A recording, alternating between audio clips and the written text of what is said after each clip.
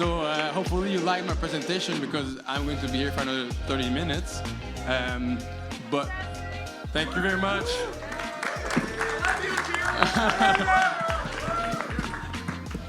All right, so today we have the Bitcoin art show. I'm going to let my friends introduce themselves. So Harto, Ordinally, and Paiman, they're like great artists in the space, and I think everyone will enjoy the next 30 minutes. But please, Harto, introduce yourself. Bonjour Paris, je suis Harto. Pardon, pas en français. Sorry, I was in French. I don't know why. My wife is here, so. I'm Harto. I'm a digital artist. I've been doing generative art, mainly in Bitcoin, the last 2 years, and I'm very happy to be here. Yeah. Hello. Bonjour Paris. I'll try that as well. So my name is Ordinally in this space. I come more from the technical side. I've been involved in Ordinals protocol development very early on, co-founded the Open Ordinals Institute to fund the development of the open source protocol that's at the heart of Ordinals. Co-founded Inscribing Atlantis, where we run events much like this, starting with Inscribing Amsterdam, Inscribing Miami, Inscribing Nashville, Inscribing Vegas this year. And now co-founded Ancora, which is focusing on bringing more art to Bitcoin in a very curated and considerate way. Hi, my name is Paiman. I'm an artist, musician, and creative director in the Bitcoin and NFTs. I've been around since 2021. Started curating for Bitcoin conference in June of 2021.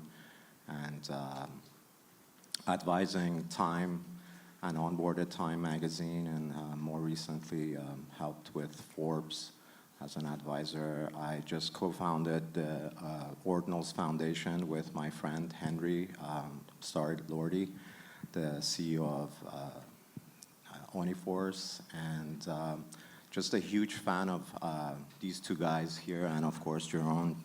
We've known each other for a while now. And I'm excited to be here. Bonjour. I'm like, but man, now we need more hype, we need more energy because we're talking about art on Bitcoin. The main reason why Bitcoin and Ordinals, why Ordinals exist, But here we are a bit biased, but I would like to know, a lot of us have come from other ecosystems. Harto, you've done ETH project before, Paiman, like I was on ETH before, but we all turn to Bitcoin now. I would love to know what makes art on Bitcoin so obvious to you guys? Harto first. I think that you talked very well about immutability, and for me, that's the most important thing. I'm an artist, so I want my art to stay in the blockchain and don't disappear. And in fact, everything on Ordinals is on chain, so can be destroyed. We can reinscribe, so we can do another layer in the artwork. But it's going to stay there forever. So for me, that's the most important thing. Yeah, I think adding on top of that, I think one really beautiful property of Ordinals is that it's a very simple protocol at its core. So unlike other chains where you have smart contracts and a lot of possibilities, and when you buy an NFT on Ethereum, you don't know. It might be on chain, it might not be on chain. You really have to inspect the smart contract to understand what you're buying. Ordinals on Bitcoin, very different story. It's a very simple protocol for digital ownership combined with a very simple protocol for putting data permanently on chain. And I think this combination of simplicity, being very deeply and very natively integrated with Bitcoin, so inheriting all the properties of Bitcoin. You can store your ordinal in a multisig. You get all the benefits from Bitcoin. Leads to a state where every ordinal you buy, what you see is what you get. You know that you have complete ownership over what you buy, and you know that what you buy is permanently stored on the most secure, most decentralized blockchain that exists. So this kind of simplicity for me is like what makes this a really, really good fit for fine art, for high value assets that you want to have in possession forever. Yeah, great points. For me, I think I agree with what they both said, and also with your slides.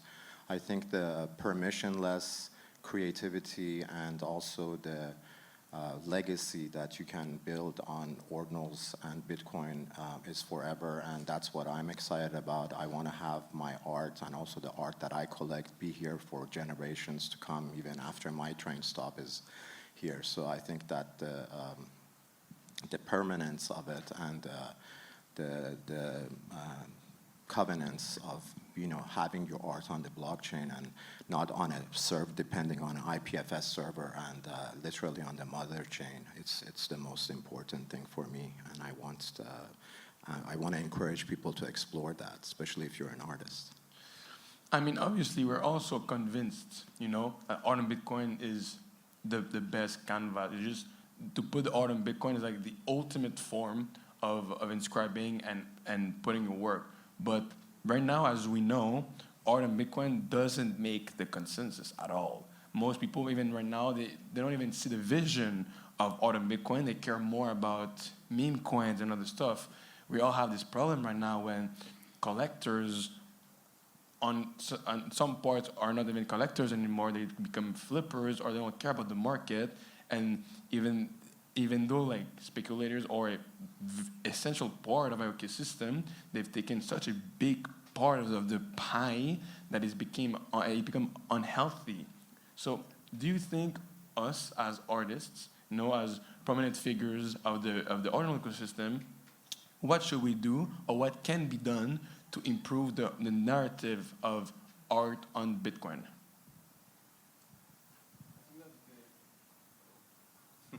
Hello? Thank you. I think that the problem was the ecosystem was super new, and we didn't have enough tools to help collectors to be onboarded. No, like when we started was super like with spreadsheets and other stuff. No, so people were very like, I don't want to enter in an OTC deal. No. In an exchange that looks like in the 90s with something. So that's the main thing. So it took time for builders to create innovative ways to trade ordinals, etc. And now that things are easier, I think that we should bring like quality work as artists, and also bring connection with institutions, with museums, like Ancora is doing, or the fund wants to do. So bringing more external people to the ecosystem. Yeah, totally agree. And I think a lot of that is about, it's an education effort. And much of that is an education effort that needs to be done kind of one-on-one. Like we have talked to, quite a number of museums and institutions. And this is like, it doesn't take one meeting. It doesn't take two meetings, Sometimes need 4 meetings. You need to explain it again and again. And, so I think the continued education effort and, not like, preaching you have to do this, but like it's really like you want people to understand the value of what we're doing here, and come to it from being convinced that this is the right thing for fine art. So that's one thing. I think the other aspect really is like I feel like we're 2 years into this journey, and that's still very early, right? It took Bitcoin 15 years to get where we are now. And I think like all the speculation and all of that, what you mentioned, like that's human nature, right? Like, there's always more exciting things. There's things where you can, do a 10x in a few weeks or months or hours, but I think what has proven over time is that this kind of low time preference, kind of long-term horizon is, I think, what, eventually will have value in the long term.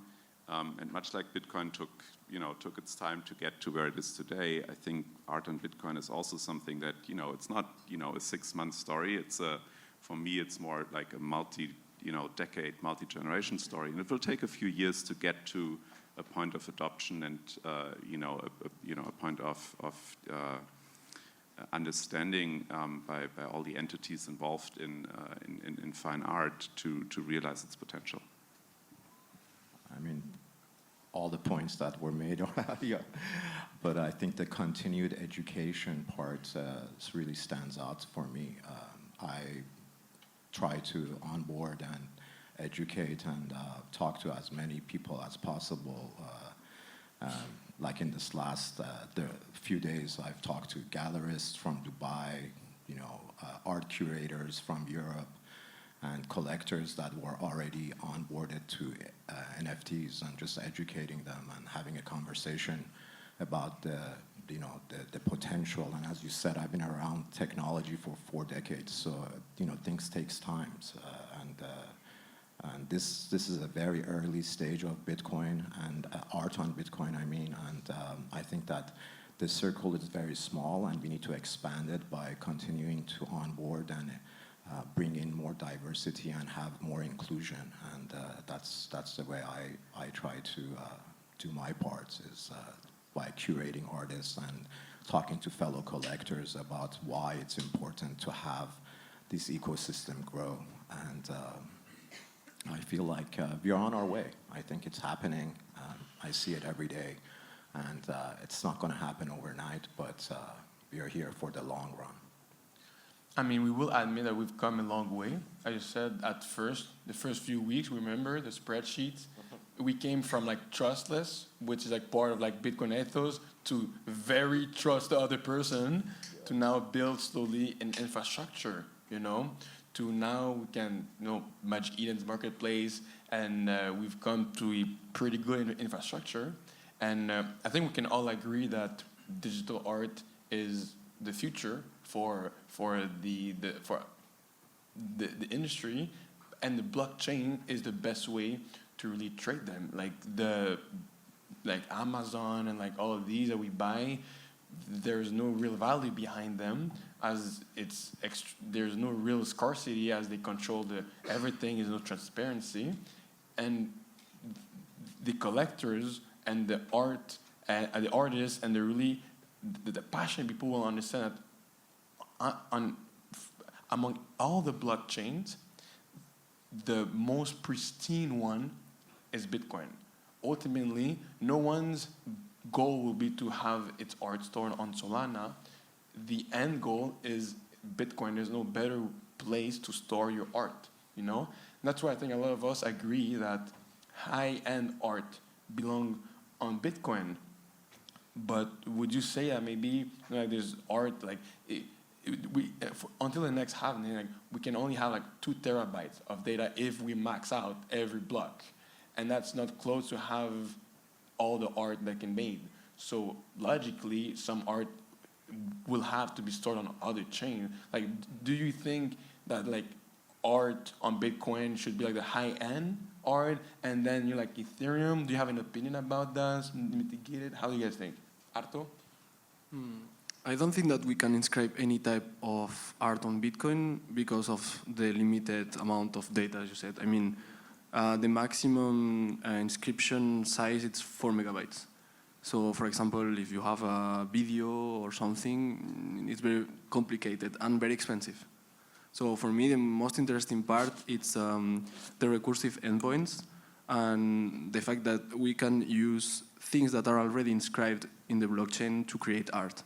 So for example, for generative art, for everything that it's related with code, or I don't know, all the things that can be done by parts, let's say, that's very interesting. So it's like creating with the minimum amount of kilobytes possible. So that's interesting, but the rest, maybe it makes no sense to inscribe because of the high cost.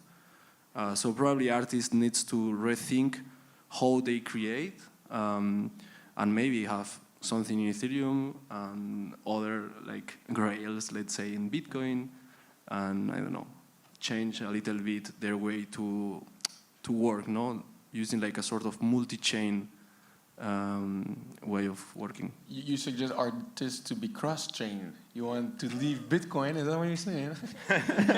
I mean, I don't think that someone that is only working with MP4 should come to Bitcoin. But maybe he can do or she a small, very pixelated video and create a new concept and rework the way of working. But for generative art, for example, it makes totally sense to work in Bitcoin. I mean, thanks to recursion, some of my artworks, it only 0.1 kilobytes, which can be done in other chains. So that's the interesting part. Yeah, I mean, I think I agree with those points. I think, but back to your question, I think, that the scarcity of Bitcoin block space is ultimately what makes Bitcoin valuable, and so it's also part of what makes art stored on Bitcoin valuable. And I think naturally, like the first order conclusion from that is that, Bitcoin is a better fit for higher value art, and it's also a better fit for art where you are really clever with using that limited block space, right? And it also means that Bitcoin is not the right medium to store, kind of whatever. If you're a video artist and produce gigabytes of videos, there's just no way to do that on Bitcoin. But I think there are solutions to that, or approaches to dealing with that people are experimenting with. That might be layer 2s that are built on Bitcoin. That might be things like, look what Casey did with his fun collection, right? The images are on chain, but there's a BitTorrent with the high resolution images that you can download, right? That's something that you could also imagine for video art, right? You have like a very low res version, and you find some other way to distribute the high resolution version. So, I think there's room for experimentation. I also think that, other chains have a place for things where Bitcoin is not a good fit. And ultimately, I think Bitcoin will be like the best fit is for high value items in my opinion. Yes. Yeah, I mean, I couldn't agree more with all those things said. With the caveat of the permissionless part of this is super important for me. I don't want to tell the artists who belongs on Bitcoin and who doesn't. I do agree with the high-end part, but at the same time, like for example, my friend Mike Beepole that everybody knows, when I talked to him about it in Lisbon, and I told Ordinally this after the conversation, he said, I don't want to compress my file. I want to have a 4 megabyte file on Bitcoin.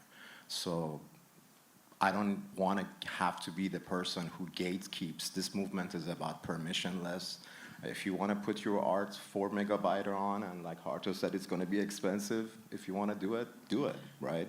Nobody should give anybody permission for this, but I do agree that there is scarcity of space and, of course, the high costs. And, this canvas has limitations, and you have to keep those in mind. If somebody can put a 4 megabyte and pay hundreds of thousands of dollars on inscription costs, then let them do it. And this is my opinion at least. But I do encourage people to be original and create their own version of art, not a copy of somebody else. So so just that's one of the points that I wanted to include in there.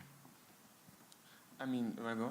Yeah, no, I would absolutely agree. I think, what I'm saying is not like the permissionless nature to me is all in censorship nature of using Bitcoin is very relevant, and it's just integral to it, right? There's no way stopping someone from inscribing a piece of work, but you have to be willing and able to pay the fee, right? Ultimately, it's a fee market for block space. And that's kind of what puts the controls in space. But the good news is, at the moment, block space is on discount, so it's a really good opportunity also right now to bring new art to Bitcoin. Right now is like the best time in the last 2 years from a fee perspective to store your art permanently on Bitcoin. So invitation to everyone who's curious. It's very easy, and it's I don't think it will get any cheaper. It's only $5,000 to inscribe 4 megabyte, like so cheap, guys, come on. No, but like there's so many things to look forward in the Bitcoin ecosystem, and especially on auto Bitcoin, And I would love to know what you guys are like most excited about. If ordinarily you have any alpha or anything we're listening, and you can share the evolution of Harto if you want. But ordinarily this time you can go first because. Yeah, I mean, from a technical side, like I think the beauty is, like I said earlier, like the protocol is very simple yet very powerful with things like recursion. There's little additions that are coming out in the protocol, like the galleries feature that is launching soon. But I think what I'm really more excited in the context of art on Bitcoin is that I think the conversation is starting to shift. I see a lot more collaboration in the space. I think, you know, a lot of the players realizing, okay, this is still like the space is still very small, you know, and we need to work together on this effort of education and kind of, you know, explaining what we're doing here and winning people over for this ecosystem. And I think this shift in conversation is and you know, the tone of the conversation is what really is exciting from my perspective. I mean, if I may, I really love that, and you and I have had conversations, and also with Harto, we've talked about the importance of collaboration, because and I see my friend Nathan and Matilda in the audience, and we do need new you know, people to collaborate with that have a vision of their own. You know, whether it's, you know, fractionalizing a physical collection or a you know, giving back, and you know, the nature of philanthropy and arts and Bitcoin.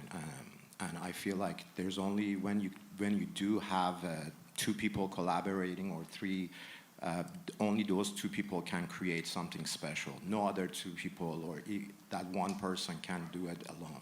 And that goes to this, you know, like, you know, example that Harto and I are working on music and his code, generating an amazing work that he's produced, and you know, we'll share it down the line. But just my point is that if I couldn't do that alone, and so that's what I'm excited about. I get jazzed when I see people that are excited about going and working together to create something new and unique. And the last thing I wanted to say, this is more like a certificate of authentication, right? Like, you know, you could have, like Casey's work that you said, you could have your high resolution files and have it point, you know, to them on the inscription, point to those high resolution files. So that was a great point that you brought up too. In terms of innovation, there is something that we didn't talk about, is that Casey just added sats cards in the protocol. So that's a very interesting part also. Sats cards is like, imagine like a ledger that you don't have the seed phrase, only a password. So if you remove the password, you are done. You can. But imagine if you send an artwork in this sats card. So you have a digital physical thing. So I have a card that I can share to you, and it's an artwork. So this embedded to a physical artwork could be an option to have a clear authenticator of an ordinal in a physical realm. So that's something that I'm really excited about. I bought 100, so I need to try. That's a sat card. Yes, that's a sat card. It's very easy to share. And Jiurn talked about the alpha. Yes. Today is the anniversary of Floraforms. That was my first collaboration with a major museum, the Belvedere. It's 1 year since then. And I think that Floraforms is very important for me and also for the ecosystem, because a major institution for 300 or 400 years of history, it's looking at ordinals. And today they are going to do a sort of event where they are going to share prints with some of the stakeholders, and then they are going to put in the shop also prints of the artworks. And apart from that, we are going to also evolve the collection a little bit, so we will do an announcement. So I'm quite excited. And they say you can get alpha here.